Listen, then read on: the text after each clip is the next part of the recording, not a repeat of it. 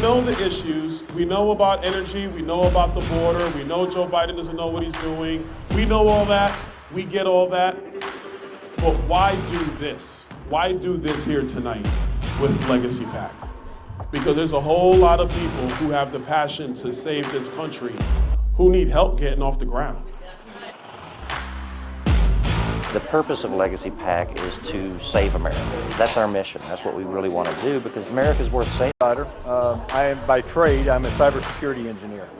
Okay, so this is my first run in politics. We need more conservative Republicans standing up and fighting for the Constitution. We're an America First PAC, and we want to promote and help our up-and-coming candidates, and we're going to be holding the line for President Trump. I joined the Army at 17 years old. My first day at my first unit, which was 25th Infantry, was September 10th, 2001. So the next day was 9/11. And I spent about a total of a decade between Iraq and Afghanistan in country. So my country means everything to me. When I realized that if people like myself who don't want to be politicians don't start stepping up and taking these seats, that nothing's going to change, then I said, okay, I'll do it. Who deserves to lead the people of this country more than those who serve this country? So I'm behind every one of them. So let's make sure we get more veterans into power. I'm all for it. Remember why you're involved. We have to make sure people remain humble and not engage in self-glorification. You are here for one reason, and that is to save the country. Period. End of story. And for those candidates who are looking uphill and wondering how, keep your head down, focus on the target, and outwork everybody. And I promise you, you're not gonna lose. You're either gonna win on election night or you change the game on election night. So God bless you guys. Thank you so much, Legacy PAC. Thank you, Legacy PAC.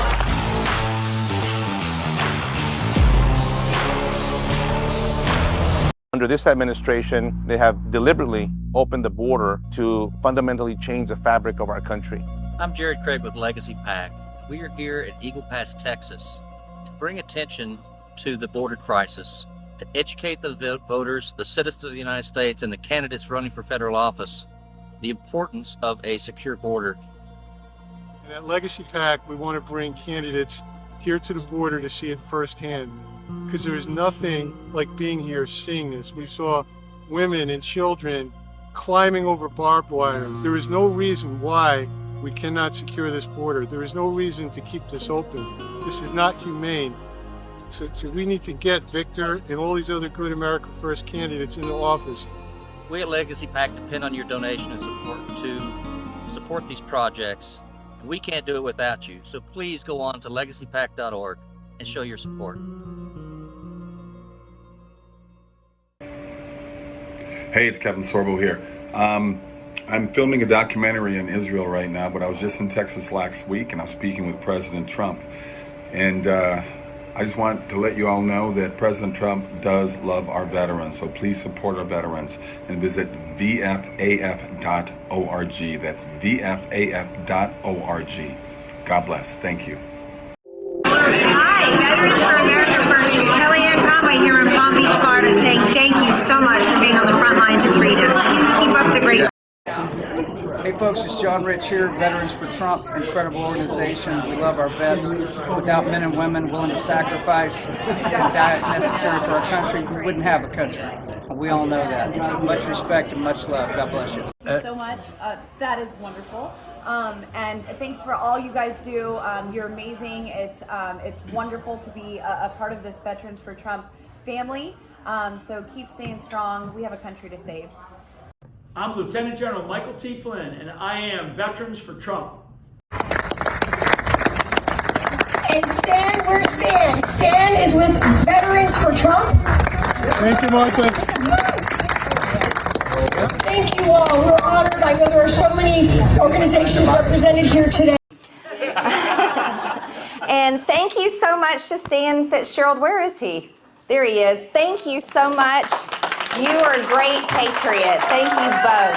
Thank you both for helping out. You're so supportive, not only for people like me, President Trump and for America First and MAGA. So God bless you. Thank you. We're sitting here too much. But you're going to do very well. And I just had somebody write down, first of all, James and Sarah Pritchard, thank you very much. Yes. Great job. Thank you. We appreciate all the help. Stanley and Donna Fitzgerald. Right here, sir. Thank you very much. It's great. It's great that you're with us.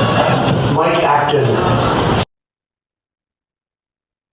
Hi, this is Stan Fitzgerald, Veterans for Trump. I'm here with David Winkler, who's running for Congress in Pennsylvania. Good morning, sir. How are you? Hey, how's it going? David, can you tell us a little bit about your background, including your military background? Yeah, so my background, so I guess I'll start off career-wise. I joined the Marines in 2005, was an infantry guy in the Marines, stationed with 2nd Battalion, 7th Marine Regiment out of 29 Palms, deployed in support of Operation Iraqi Freedom, also was in the surge in 2008 in Helmand Province. I was the first grunt battalion to hit that ground, alongside the 24th MU. I've experienced a lot of heavy fighting between both of those deployments between Fallujah and Helmand. Lost a total of 46 Marines on the battlefield, but then when I came back, it started an epidemic of suicides that would later on become about over 30 suicides. I had to deal with 2-7. I crossed over in 2009 to the Army. I was air defense artillery. I've dealt with everything from short range to high altitude missile defense. So I'm very familiar with what, from Stingers all the way through THAAD systems, understand how to employ them, where to employ them. And pretty much that foreign policy on all that. So I'd be a major help to Trump and all that on that. Came back, or I was stationed at Fort Campbell. Then I got with an ADA unit, got deployed to Afghanistan as an advisor to the Afghan government. I was there between 2010 and 2011 with the firing of McChrystal. I was there for General Petraeus. So I worked trying to get the Ministry of Interior, Ministry of Defense to work alongside each other, get them to cross talk and understand, everything from logistical mods, as we call them. They were mod 1 through mod 9. They were just trying to get them to understand how to do Army logistics. That was a very, very challenging mission at that time to do that, because obviously the education level of the Afghan troops were not on par to where we were, collegiate, college, level doctrine. But I came back after that deployment. The Army had an interesting joke. They said, hey, I want you to be a recruiter. So I went off to recruiting. And this is another thing where I know the struggles going on with recruiting, and I know how to get us back to where we need to be. I was a very highly effective recruiter out in the middle of a blue city, New York City. And I think that Trump's team would probably find this funny, as I worked a floor above Hillary Clinton's campaign team, while I was a recruiter. But anyway, I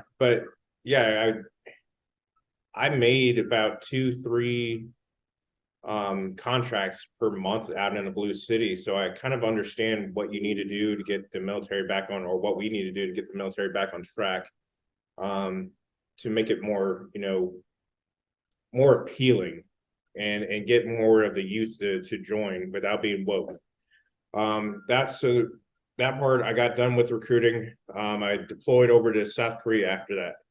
I was there actually during President Trump's time, where we were actually implementing the THAAD missile system in South Korea. And I don't know if you guys know about that, but it was a very complex issue to try to get it in the South Korean peninsula. We had to deal with all those riots. I don't know if you guys knew about that, but the South Koreans weren't too happy about it, but we got it there. I do remember. Yeah, so we got it there. I've met a few of the executive branch members when I was out on site, or the classified site. I won't go much into detail on that. But then when I got back, I became an instructor at Fort Sill, got out at Fort Sill, switched over to becoming law enforcement. And that's where I was a law enforcement officer in Tennessee for a bit until COVID vaccines came into play. I decided, no, I'm not going with it, got out. And now I run a business out here in Philly, or not Philly, but Montgomery County. But I chose to want to get involved because of my understanding of foreign policy. I think that there's a lot of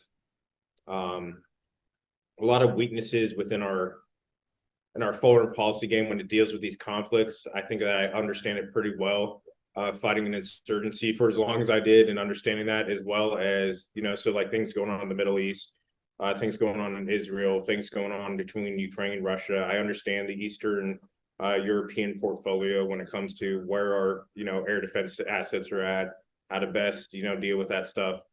I've dealt with NATO, so I'm on board with Trump on NATO needs to be dealt with, in the sense of saying, hey, you guys need to pay your fair share. I think I feel the frustrations Trump did when none of our NATO allies really did anything besides sit on the base.